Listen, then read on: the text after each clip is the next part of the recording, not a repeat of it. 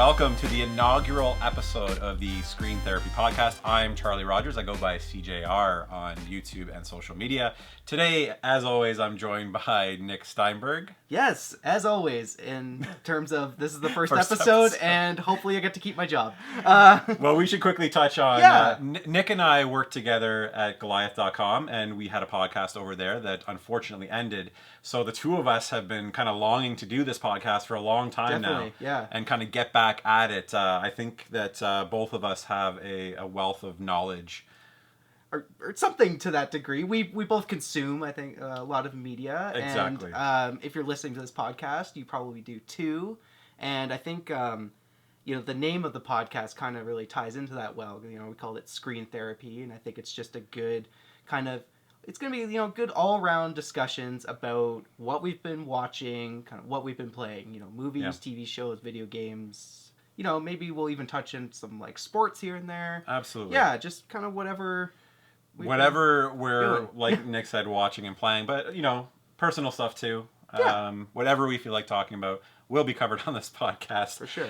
You can find the Screen Therapy Podcast on iTunes, Stitcher, Google Play Store, Spotify, and you can find the video version on my YouTube channel, youtube.com/SeeJayAre, if you're not currently watching it already. Great. So, do you want to just jump right into what you've been playing, video game-wise? Sure. So I just started up the first DLC chapter for SpiderMan on PS4. Okay. So this is the heist, and it kind of ties into Blackout, who had kind of a very minor role in the main campaign, I guess. Okay. I'm only like a few missions into it, so it's not really... hasn't been enough to get like a full picture of kind of what I'm in for. I understand that it's a, few hours long. But it's kind of just more Spider-Man. Yeah. Which I think is a good thing. The Black Hat missions were the missions where you were photographing. Yeah. You had to find certain locations and photograph the little cat. Was it a doll? It's like Spider-Man was kind of like looking for her because she was like dropping these clues, and you kind of get the sense that like they have a history already. Yeah. Right. And but he hasn't seen her in years. Okay. So this starts to kind of touch more into it. Awesome. And it's even funnier because it's like, now he has... Because Mary Jane is also, plays a big role in this chapter because she's kind of like the, the voice in his ear kind of thing. Was kind of what she was doing in the main game. But because, like, Peter has a romantic kind of history with Black Cat, it kind of keeps touching to that. And she's like, oh, so she's Felicia now. And she's like, yeah. And he's just in the, it's like kind of awesome. Like, a little bit of jealousy. Yeah, awkwardness that was so well done in the main game. Now that I think of it, I got for the review code, I got the digital deluxe one. I think it came with the season's pass. Oh, is that right? I'll have to check out that content. I didn't get that. I just got like the main. Yeah. So I did jump back into Spider-Man because I had a craving. I put another couple hours in, just kind of, I was trying to complete the crimes within each district of New York. Yeah, that's I have to do that as well. I'm still going for 100%. Yeah, but that takes a long time to clean up. Well, it doesn't for me because I did a ton of it. Oh, while you were any crime that happened while I was swinging through, I went to. So I'm not that far off from completing. Like each borough or neighborhood or whatever? Yeah. I'm trying to remember. There was the crime ones, and then there was the... just kind of like... They were just like gangs of bad guys that you had to do too. Yeah, it's all kind of laid out, I guess, in the legend or whatever. If you go and look on the map and it tells you, how many of these have you completed. Yeah, and I think there's 5 of each in each borough that you have to do. Yeah, and the nice thing is once you like complete a certain set, like those ones won't spawn again until you like kind of complete the other ones. So, okay. Yeah.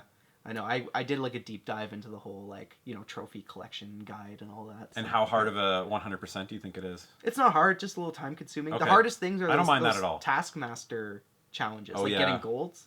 Yep. Yeah. Those would be tough. Yeah. You have to get golds on all of them. Yeah, I had to start watching like the video guides for the swinging ones because there's specific routes you should take, and that makes sense. Yeah.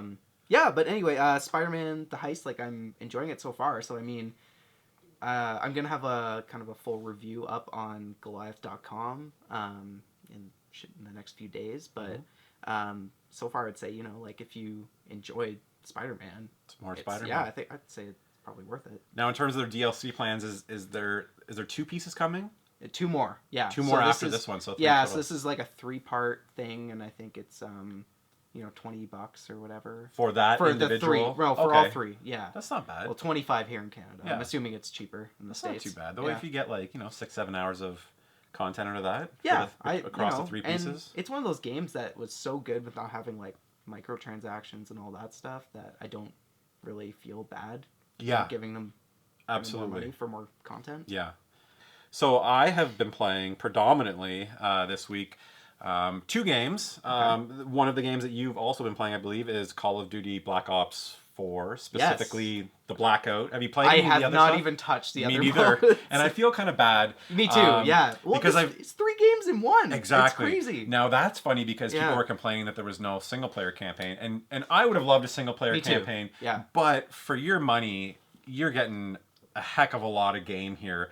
Essentially 3 games. Like you said, you've got the zombies content, you've got the traditional Call of Duty multiplayer, which people love, and the marquee edition is the Blackout gameplay. Right, the Battle Royale. Yeah, and now I played the beta when it was out. And I remember telling you how much I love that. Yeah, and I was kind of like doubtful at the time because I was like, Call of Duty, yeah, whatever. I mean, it's probably fine. Did you play PUBG ever? I haven't actually. Okay. I've only played Fortnite. So now it's interesting. I'm familiar with PUBG. Like I've definitely watched, streams of it. Yeah, because the first time I played that Blackout beta, it was clear to me that PUBG was dead in the water. Yeah.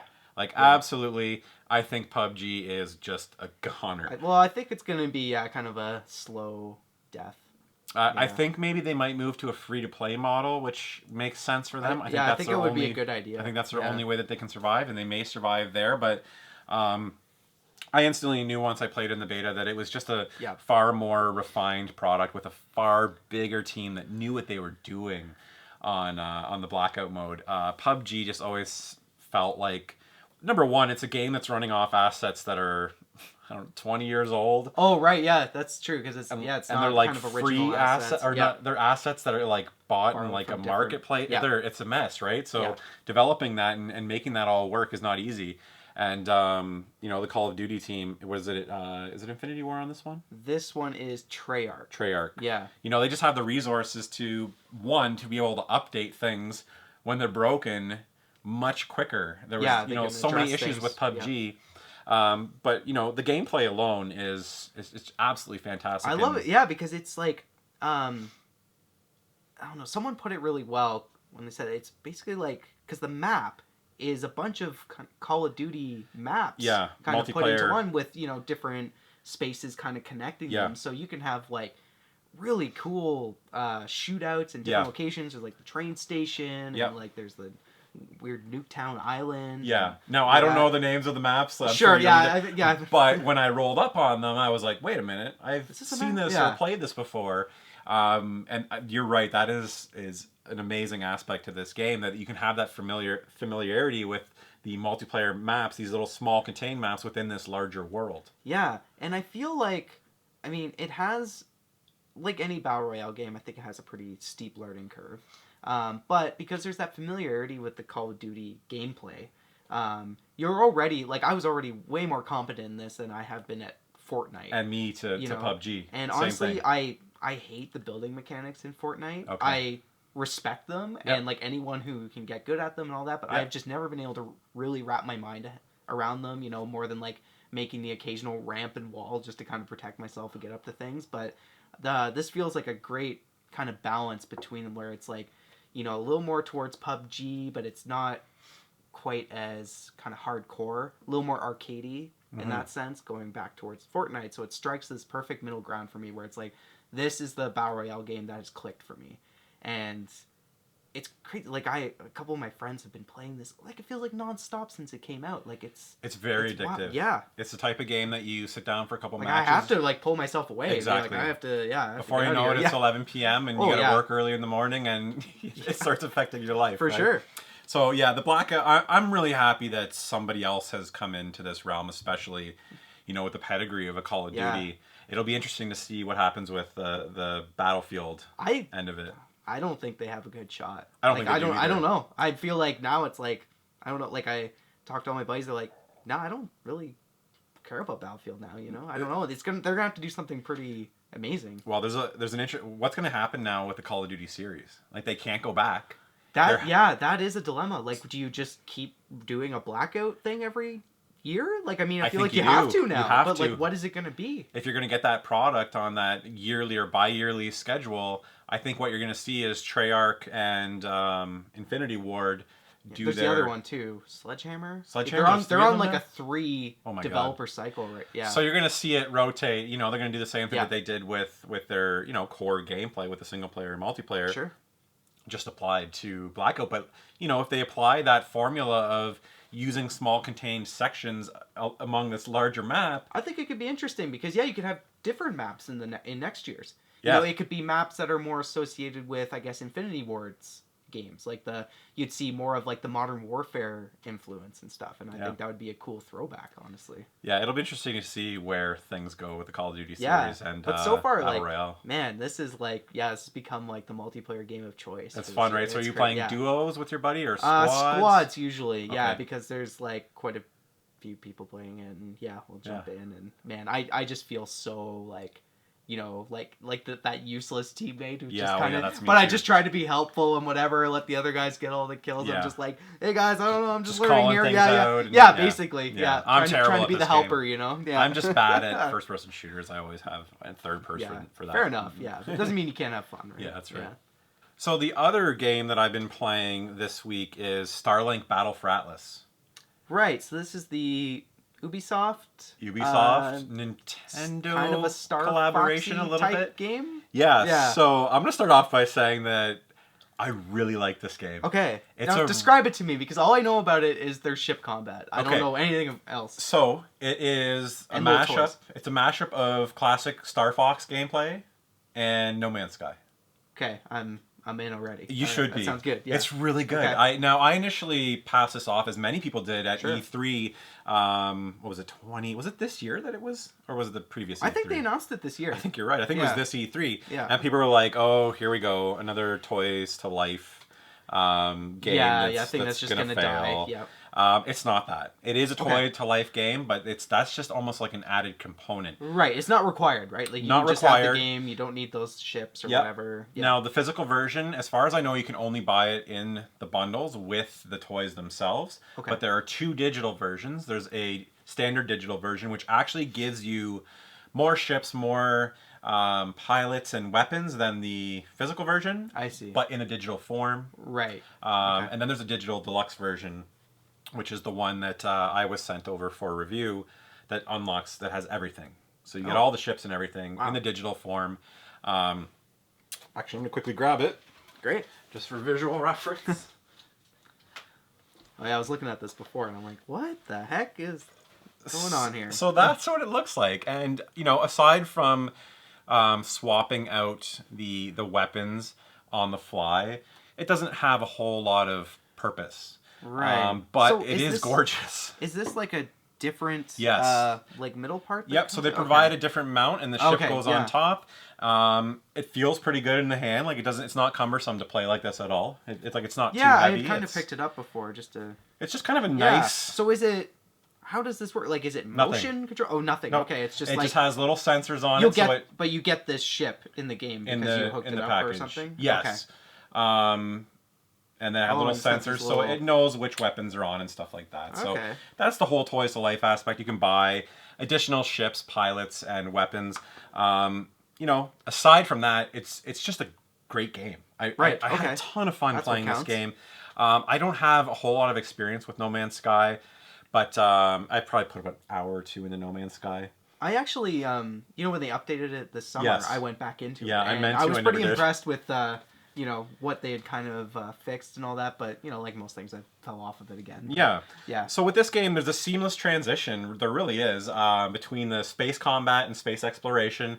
Awesome. And then you're flying to a planet, and a seamless animation, boom, you turn off your thrusters, you kind of level out, and you're on the atmosphere of the planet. Okay. All different kinds of, predominantly fetch missions, go get me this thing, and which I thought would get old, but they're really varied. Each planet has its own flora, fauna, different feel, story behind the planet. Okay. Missions. So it's not procedurally generated like No Man's Sky. So it's all like there's a predetermined amount of planets. And I like that. Yeah, but they're more, I guess, like designed, right? Because Absolutely. someone actually made these planets. Yes. It's not just, the algorithm making them. Yeah. And that's one thing that I appreciate about No Man's Sky, but it's not necessarily for me. I don't have 200 hours to explore that whole universe.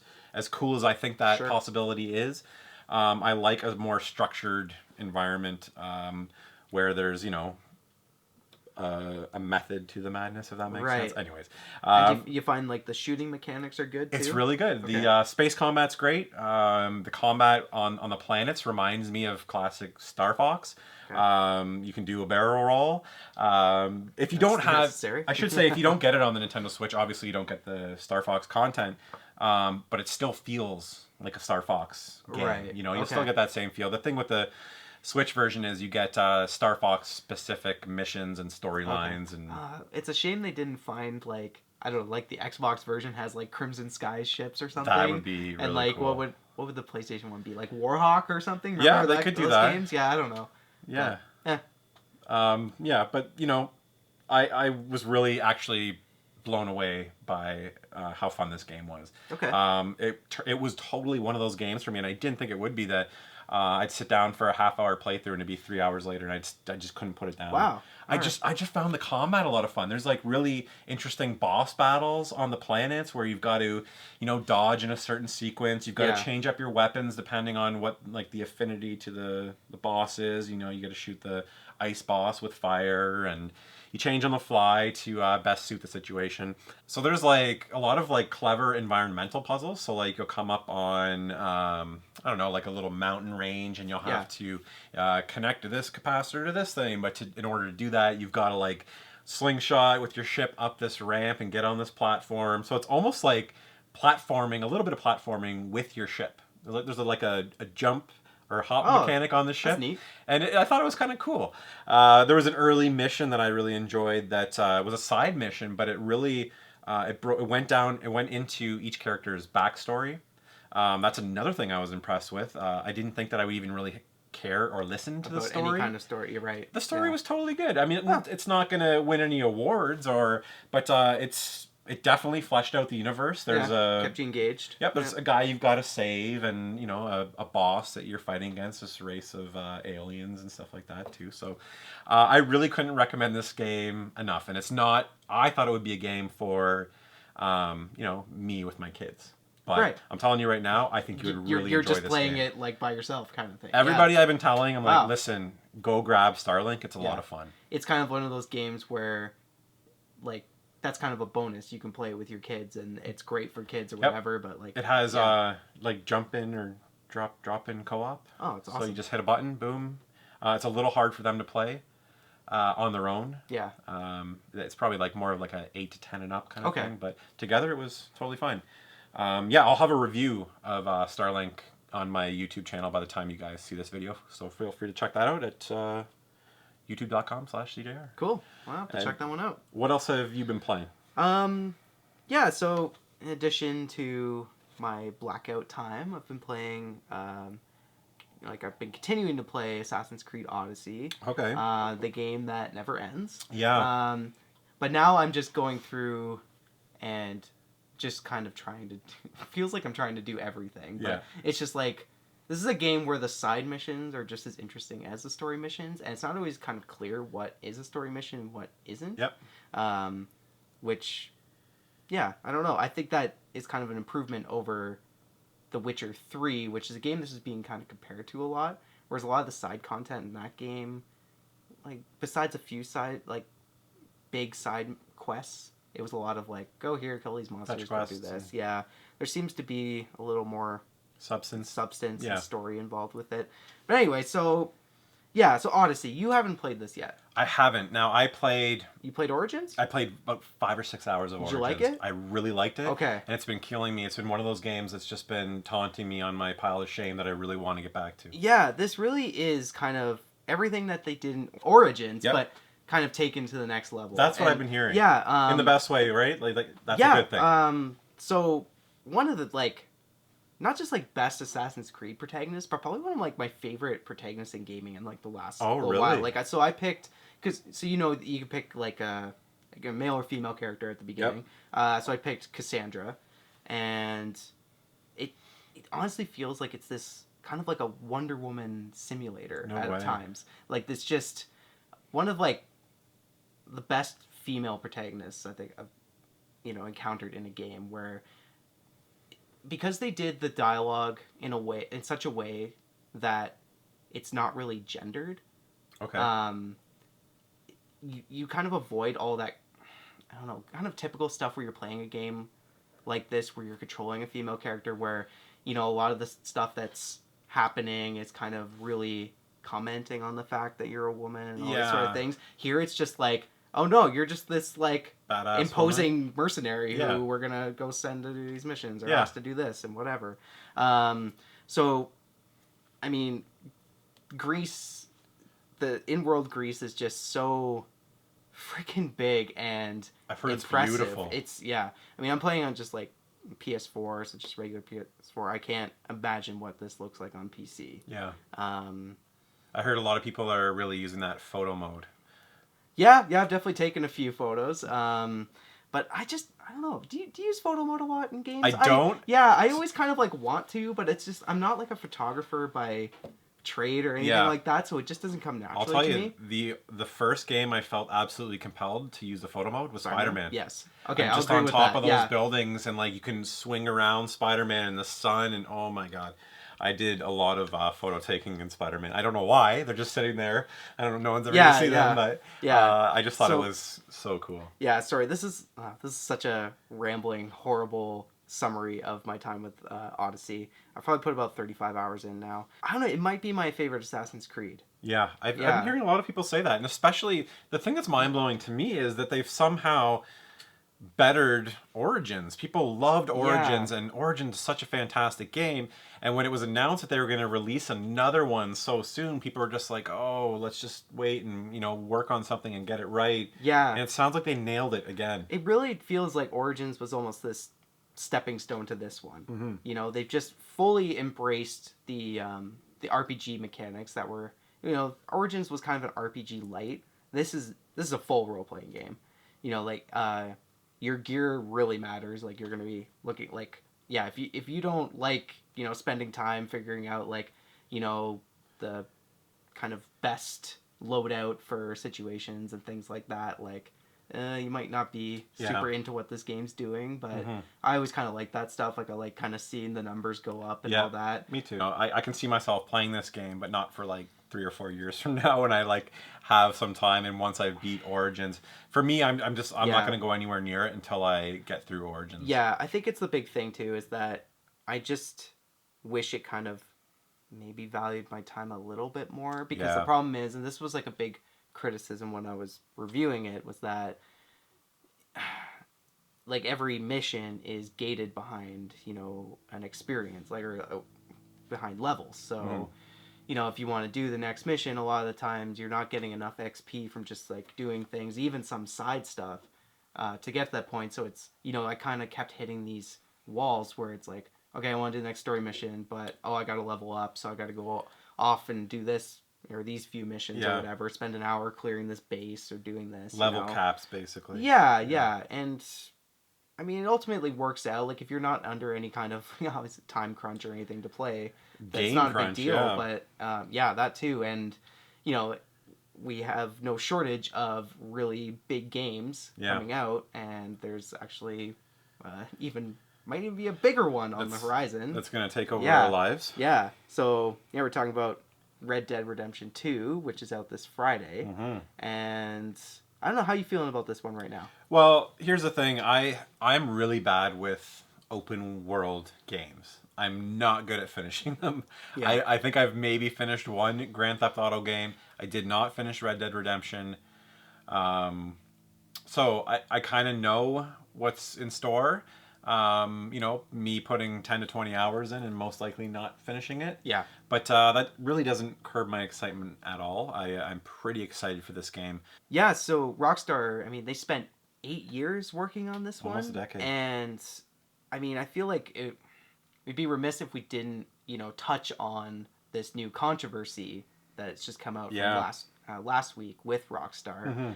There was a piece, I think, in Vulture where they had an interview with Dan Houser, I believe, who's the Rockstar kind of co-founder, and he's the lead writer on this game. And he, at one point in the interview, he mentioned like several times through 2018, we're working 100-hour weeks to get this thing done. And then that kind of raised some eyebrows, because there's been a lot of talk in the gaming industry, specifically with game developers, about like crunch and just taking advantage of their exactly, like ridiculous overtime and all these things. And how they don't have unions, so it's people just kind of getting exploited. And it's like, is this really the right way to like be making games? Because then a lot of the times too, like we saw with like Telltale, is they can just turn around and everyone's out of a job, and okay, bye, like we made a game, we shipped it, see ya, so long. I mean, it's not gonna happen with Rockstar, because I think this game's gonna be a success. But I don't know, like what's your kind of take on all this? Because Houser kind of came back out and said, oh no, when I was talking about the 100 hours, I was just talking about me and like a few of the lead writers, like no one's been forced to work that. But I mean, Jason Schreier over at Kotaku, he just published a huge piece on it today, I think, and it was kind of talking about, like, he did interviews with dozens of people, past and present Rockstar employees, and he was hearing a lot of claims that were refuting what Houser said, a lot of stuff that was kind of going the other way too, and saying more of like a positive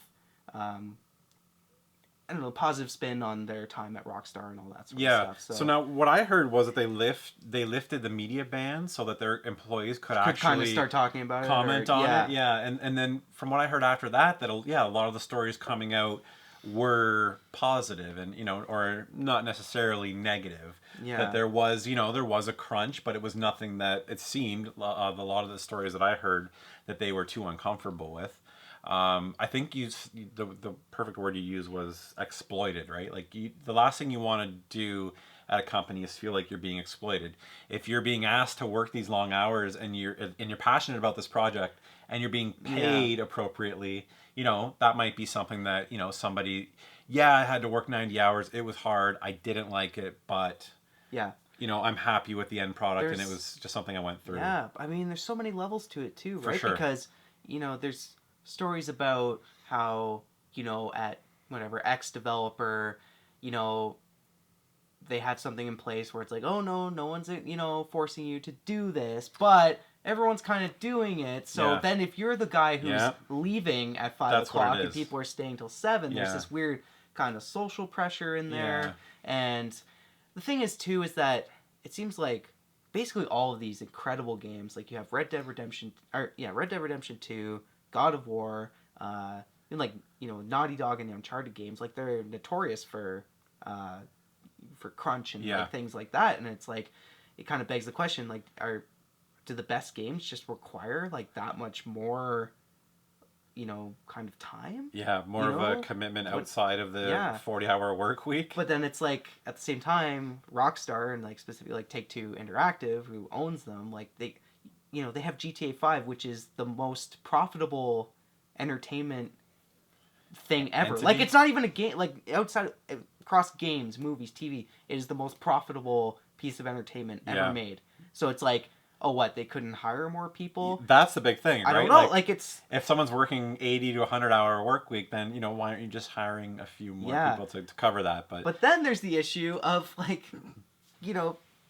making games is so damn difficult that you need, like, specific people. Like, it's like, okay, like with this coding language, maybe this guy only knows about this part of the game, so it's like he needs to have his eyes on it because it's going to take someone else 3 times as long to do that. So it's like, it's a really tough thing. Crazy. And with any art form like that, I would think it would be the same across, film and television too. There's always going to be people that are just required to do more work because of their expertise or whatever it may be. It'd be a really hard thing to manage, whether it's unionized or putting in strict 40-hour work week rules, because someone is always going to do more, and then it's going to come into the play, well, this person's here, I need to be here too, kind of thing. I think it's just good that these things are being talked about now. Yes. You know, that people are looking at these games and not just as like from the perspective of, oh, this game is asking for my money, like, is it worth it, this kind of thing. It's more like, okay, yeah, humans worked on this game, you know, and, you know, was it made under, like, terrible working conditions, or is, you know, were they treated fairly, and... Yeah. Like I said, all I guess you can hope for is that they're paid appropriately. I mean, I'm still gonna play Red Dead. That's not like not even like a I'm kind of a question. No, and I don't think boycotting really accomplishes anything in this sense. It's more just like what's happened here. You know, the problem is that in that initial interview, you know, those comments weren't challenged at all. Yeah. And I think it's good just that this has kind of come out now, and maybe, you know, Rockstar's maybe looking at this more like, okay, maybe we can do a little more to get that kind of work-life balance for our employees over for our next game, you know. Yeah. Well, either way, we are both looking forward to Red Dead Redemption 2, and 100%. We will have a in-depth conversation on it yes. for the next podcast. Both of you and I will have put a ton of time into it by that time. Definitely. Moving on to movies. Have you seen any movies recently in the last couple months since we've last met? A couple months. I mean, I guess, yeah, that's true. Well, I don't want to go over, kind of everything. I don't know if I'll be able to remember now. But, I mean, the last movie I saw in theaters was Mandy. Oh, yeah. So familiar with this one? So Absolutely. It's this weird kind of, Nicolas Cage, thriller? Man, I don't even know how you describe this Psycho movie. It is like a weird kind of like acid trip throwback / like crazy gonzo horror movie. Does it get into like the torture porn a little bit too? Not so much. Okay. No, like it's like it's half kind of revenge fantasy too. Like yes, it's kind of that's a good way to put it. There's two very distinctive halves to this movie, where the first part is this kind of like psychedelic acid trip, like crazy visuals, really cool like synth soundtrack, and the second is just this heavy metal trip to hell kind of thing, where it's just like, the bodies start piling up. And so Nick Cage, was he good in that? Nick Cage is I don't know if he's ever doing good acting or not, but he's doing his. This is a role that only Nick Cage would do. Yeah, that's kind of what I meant. And I can't think of another actor who would commit himself like this to this role. Like, there's one scene that really stuck with me in the movie where he's just in a bathroom in his underwear with a bottle of vodka, and he's like, got like these like wounds all over him, and he just starts drinking it, and then he starts like screaming and just downing it, and just like you're just like a full like 30 to 45 seconds of that, and you're just like, holy crap. And then he goes, full Cage rage. It's great. I gotta see this one. I kind of wish it was still more. I'm sure it's still in some theaters, but it's tougher to find now. More independent. I would hope that it would kind of pop up a little bit closer, like to Halloween, maybe. Yeah, it kind of fits that a little bit. But now. Yeah, definitely something I need to check out. Yeah, not for everyone. So it's totally one of those movies. Like, if you don't like it, I totally understand. But I love weird and quirky and strange stuff like that. So it's just I meant to go see it, but one, I don't think I could convince anybody, because I'm like, yeah, let's go see Mandy, that Nick Cage movie. And they're like, no thanks. Yeah, I showed my girlfriend the trailer. She's like, yeah, 100%. I'm not going to that. You're going solo. Like, okay. So I actually have seen quite a few movies, and the first one I'm going to touch on a couple here quickly. Okay. The first one I'll touch on is Venom. I was surprised to hear that you hadn't seen it. I meant to see it. It's just one of those things, just never kind of got around to it. Was it the reviews that kind of... Well, I mean, I definitely, like, even before the reviews hit, I thought this movie looked like absolute trash, but, but I've heard it's kind of enjoyable in kind of a bad way. It's a bad movie? Yeah, right. But I enjoyed it. Okay, and that's the best way that I can put it. Okay. I would recommend seeing it. It's an enjoyable experience. There's plenty of moments where I was just like, like dialogue wise, it's not good. Now, does this hold up? Is it a kind of an unintentional queer rom-com? It's like, definitely. Do you think that? It's definitely the romantic aspects are like... It's kind of a romance between Venom and Tom Hardy's character, right? Like, yeah, you're right. You know what? Yeah, that's an interesting take for sure. Yeah. So I'm interested in seeing that. You know what? It's the kind of movie that, like, I really want to see it again. Like, I feel like it's the kind of movie you need to see twice to kind of... and then make your verdict on whether or not you like it. Because there was plenty of points in the movie where I was like, oh my god, this is bad. But I left it entertained. Okay. So, yeah, I wouldn't say it's a great movie or a good movie even, but I would recommend seeing it. Now, two fantastic movies that I saw. I saw A Star is Born. Okay. With Lady Gaga and Bradley Cooper. Yeah. Quick confession here. You like kind of like musical movies and stuff like that? As soon as I saw this trailer, I was in. It gave me goosebumps. Okay. Lady Gaga's voice makes me emotional. To me, it's... her voice is unreal. Yeah. So I encourage people to look this up. There's a acoustic version that she performed on Howard Stern close to like 10 years ago now, I think. And that's the first time that I really realized how talented she was. I'm gonna run right to the edge with you, where we can both fall far in love, out on the edge of glory, and I'm hanging on a moment of truth, out on the edge. It was breathtaking. It's a live performance on Howard Stern. If you look it up, gave me goosebumps. And now to the point when I see her sing in this movie, almost like tearing up at just this girl's voice is just angelic. Like she's such a talented singer and talented performer. I'm not really into the whole makeup and dress up stuff and the dancing aspect of Lady Gaga. That's why I really love this movie, because it's kind of her stripped down,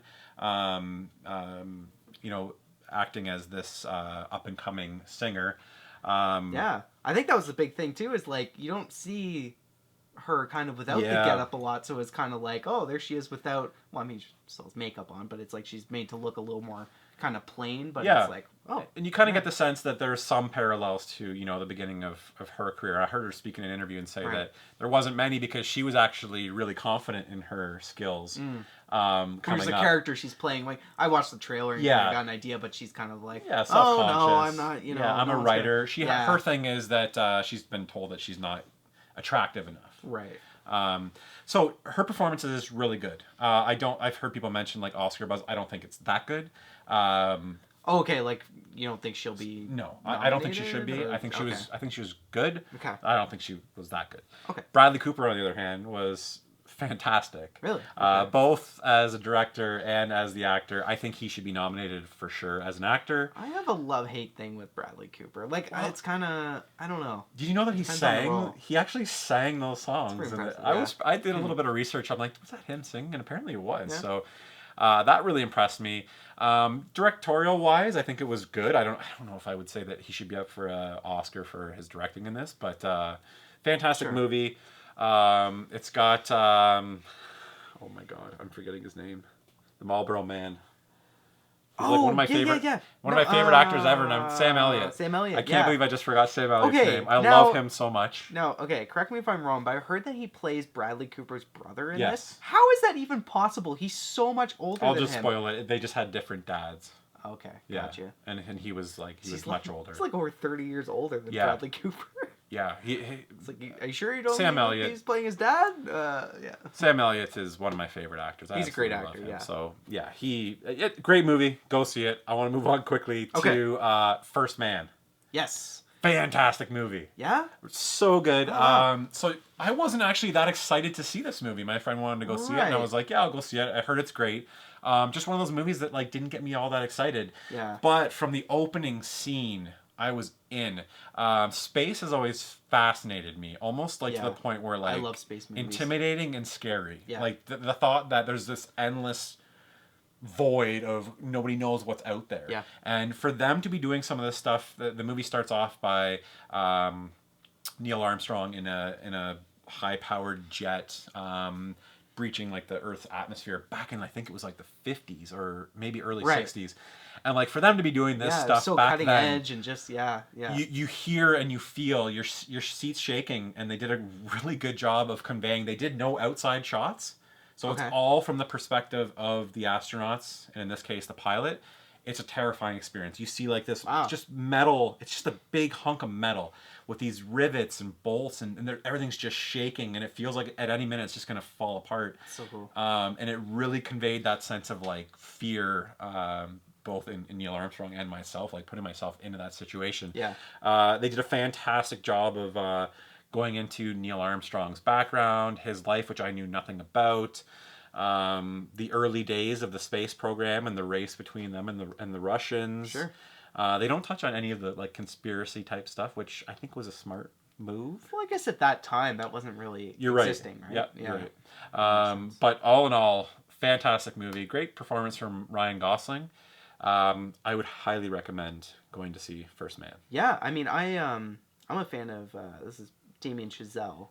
Director, yeah, like he did like Whiplash and La La Land. I enjoy both those. Do you know how old he is? He's your age, I think. Yeah, he's like what? Like is he early 30s? Yeah, so he's like 32, 33. Yeah, he's a few years older than me. I know. Crazy. It's, you know what? I found out about I know, right? It's like what are you doing with my life? Yeah. He's younger than you. What are you doing? Yeah. No, but Ryan Coogler too. You did Black Panther. Oh yeah. He's only like a few years older than me too. That's and crazy. I can't believe it. I'm just like, holy crap. It's really unheard of for a director to be young directors to be getting. Yeah, at that age, that's just nuts. Yeah. Like 40s, I understand. You make a few, smaller movies here and there, but to be it always making feels that, like you really have to put this time in, kind of thing. A movie on that scale at that age, like that's just impressive. Fantastic. Yeah. Quickly, I've also been. It's Halloween season, so I've been going through all the Halloween movies. I watched. You can see it right over there. I bought the Universal Monsters box set. Yes. Man, what a good purchase. I bought it for like $50 at Walmart, 30 films, so it's got all the original Dracula, Frankenstein, Mummy, The Invisible Man. And then like all the follow-ups, like Bride of Frankenstein. So I've actually been watching them with my boys. They're not very scary. They're like an hour and 15 minutes long. So they're these perfect little contained classic horror movies, and they're really good. Some of these were made in the early 30s, all the way up through the 50s and 60s, and they're just fantastic movies. And I think I'm actually going to post a video where my son Andrew and I are going to do a little review on some of our favorites. I thought it'd be funny. What do you think of this one? Yeah, because he's really taken an interest in watching these, and it's hard to convince a kid to watch these black and white movies. Sure. But he's like, "Oh, Daddy, which one are we watching tonight?" I'm like, "Oh, we'll watch Creature from the Black Lagoon." Awesome. So yeah, it's been really fun going through all those. A lot of them I had seen previously, but it's been years, or a lot of them I haven't seen. So that's been a lot of fun. Cool. That's it for me, movie-wise. Is there anything you've been watching much on television, or? Yeah, I started Daredevil season 3, which just dropped on Netflix this past Friday. I heard it's good. Yeah, but I'm 5 episodes in. Okay. Yeah, I'm really enjoying it so far. So the thing is though, like I kind of have the same issues I keep having with these Netflix shows, specifically like the Marvel ones, where it is a little too much filler. Like it's.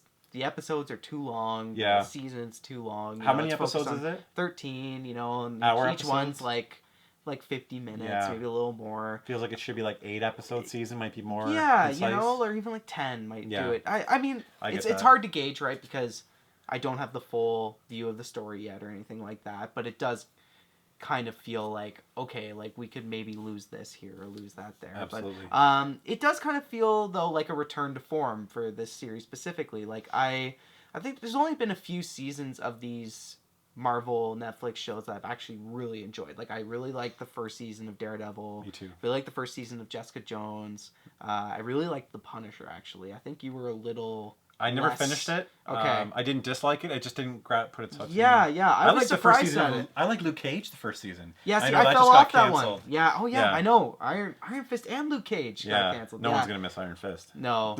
I have to think that something's going on with like Disney and their streaming platform. Maybe they're trying to get everything back under the umbrella. Yeah, you might be right. I don't know. But for now, like, okay, I mean the big thing too, with this season of Daredevil is it's the true return of Wilson Fisk. I've heard, Vincent D'Onofrio. You mean Thor from Adventures of Babysitting? Yeah, that or Pyle from Full Metal Jacket. That's right. Yeah. Or some random alien from. He was in Men in Black too. He was the bad guy, right? Oh really? Yeah. He was that farmer who got possessed or whatever by the alien. Yeah. But man, he is so damn good in this role. Like, he's just, you know, like, five episodes in, still don't know, like, what his plan is, but he is cooking things up, and he's, like, feels like he's always 5 steps ahead of everyone, and just, you kind of, like, can maybe, like, kind of sympathize with the guy. You kind of, like, see where he's kind of coming from. Like, the whole thing is him just trying to, you know, protect his wife and all this sort of stuff. And it's, like, he kind of has this personal vendetta against, you know, Daredevil. And, yeah, it's really cool. Now, can I hop into it without watching season 2? Oh, you didn't see season 2? No, season 2 might be required, or at least, you know, get some recaps. I didn't watch The Defenders, and the end of that does tie into the start of this, but like they have a recap video, and it's probably enough because it doesn't have anything to do with the weird like mystical ninja things or the hand or anything like that. But if you watch season 1, it goes a little more back to that because it's back to I enjoyed season 1. Kingpin versus Daredevil kind of thing. I just didn't get a chance to check out season 2. Yeah, I would check it out though. Like, recommend it. I'm ready for something new. Cool. Because I just finished watching or binging through Making a Murderer season 2. Oh. Did you watch season 1 at all? I did. Okay. So I love these shows. The other one, what was it? Stuff? Staircase was the other one? Yeah. There's that. So I binge watched these. I was impressed with Making a Murderer season 2. Again, it's kind of all up in the air. Well, I don't want to spoil it. It doesn't answer a whole lot, but it definitely opens up some new questions in the case. A new high-powered lawyer who specializes in getting people off of wrongful convictions has taken the case on. And she is fantastic. And she actually goes back and like just shows you how bad his defense lawyers were and how much stuff they missed. Yeah. So all this new evidence has come in. She's done a whole bunch of work trying to find new suspects and stuff like that. And it's really interesting following the process. It's still an ongoing story. The whole thing obviously has not been resolved, or you would have heard. I kind of knew that going in because I'm like, well, that's kind of been my hang up on it. And that's what my thing was. Like, I know these guys aren't out, so is it worth watching? It is. It's worth watching. Okay. It's really good. Interesting. Really enjoyed season 2 of that. And that's pretty much all I've been watching. A couple other small things here and there, but I think that's all the time we're going to have for this week. Our 45 minutes goes pretty quickly here, and you and I haven't met for a little while. Yeah, so we kind of had a lot to a ton of stuff to catch up on. So typically how we're going to run this podcast from here on out is you guys out there are going to hear a new episode every second week, and that episode will be posted on Mondays. So we're going to record Sunday night, sometime on Sunday, and I'll have that episode posted on Monday. As I said, stay tuned for the next episode where we'll go into a deep dive on our first impressions of Red Dead Redemption 2. Yeah, and I should be completed Daredevil season 3 by then. So okay, and I'm gonna get into that so we can talk about that a little bit too. So, as always, you can find this podcast, as I mentioned before, on iTunes, Stitcher, Spotify, the Google Play Store. And you can watch the video version on my YouTube channel at youtube.com/SeeJayAre. Nick, where can we find you? You can find me on Twitter and Instagram at Nick_Steinberg. I don't, post a ton there, but hey, gotta start somewhere. You find your articles at Goliath? Goliath.com. That's right. And as always, you guys know where to find me, SeeJayAre, on YouTube, Instagram, all social media. Thank you guys for listening to this first episode of the Screen Therapy Podcast, and stay tuned for our next episode. See you guys later.